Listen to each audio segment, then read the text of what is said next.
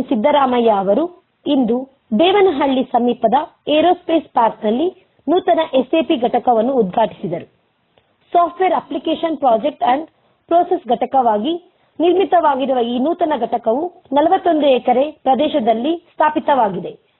ಮಾಹಿತಿ ಮತ್ತು ತಂತ್ರಜ್ಞಾನ ಕ್ಷೇತ್ರದಲ್ಲಿ ಪ್ರಭಾವಶಾಲಿ ಸೇವೆ ಸಲ್ಲಿಸುತ್ತಿರುವ ಎಸ್ಎಪಿ ಸಂಸ್ಥೆ ದೇಶದ ತಂತ್ರಜ್ಞಾನ ಮತ್ತು ಸುರಕ್ಷತಾ ಕಾರ್ಯಕ್ರಮಗಳ ಅಭಿವೃದ್ಧಿಗೆ ಗಮನ ಹರಿಸುತ್ತಿದೆ.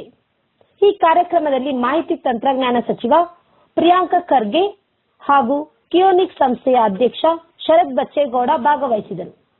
ಉದ್ಘಾಟನಾ ಸಮಾರಂಭವು ಬೆಂಗಳೂರು ಗ್ರಾಮಾಂತರ ಜಿಲ್ಲೆಯ ದೇವನಹಳ್ಳಿ ಕೈಗಾರಿಕಾ ಪ್ರದೇಶದಲ್ಲಿ ನಡೆಯಿತು.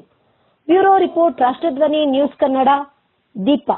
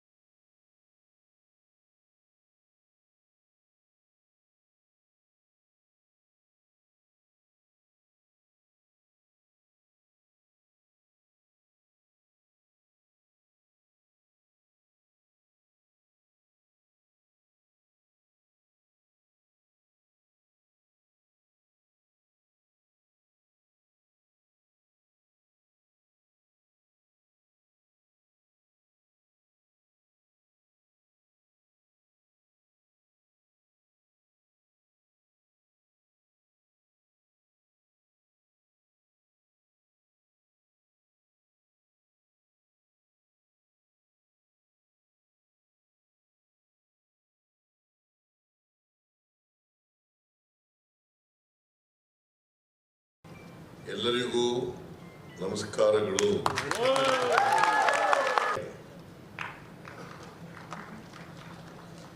Mister Gerard Oswald, member of supervisory, Shri Priyank Kharge ji, Honorable Minister for Rural Development and Panchayat Raj and Electronics, IT, BT, Government of Karnataka.